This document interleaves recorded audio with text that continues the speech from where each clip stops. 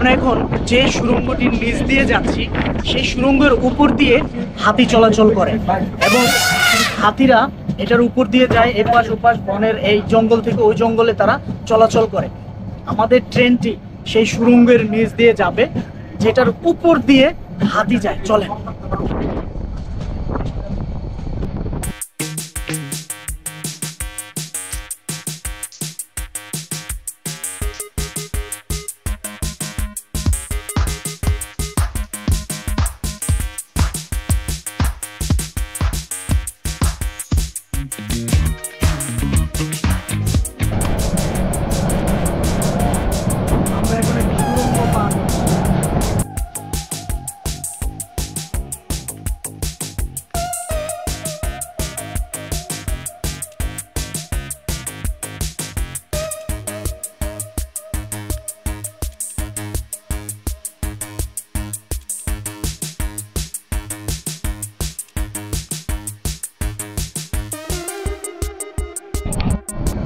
Railway কর্তৃপক্ষের এই উদ্যোগটা দেখে আমি আসলেই খুব ভালো লেগেছে। আমার বন্যপ্রাণীর প্রতি এত মায়া এবং তাদেরকে সংরক্ষণের জন্য এত ব্যবস্থা, বন ও মন্ত্রণালয়ে যে যারা আছেন সংরক্ষণে তাদেরকেও আন্তরিক ধন্যবাদ যে একটা প্রাণীরকে রক্ষা করার জন্য আমরা ট্রেনকে স্লো করে দিয়েছি, আস্তে আস্তে যাচ্ছি।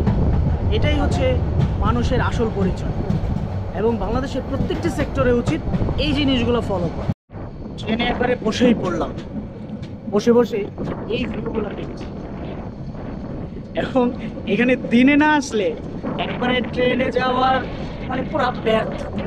আমরা দিনে আসার কারণে মনে হচ্ছে যে কোনো শাটাল ট্রেন শুধু কক্সবাজারের সৌন্দর্য দেখানোর জন্যই তৈরি হয়েছে, এখানে স্লো করে দিয়েছে।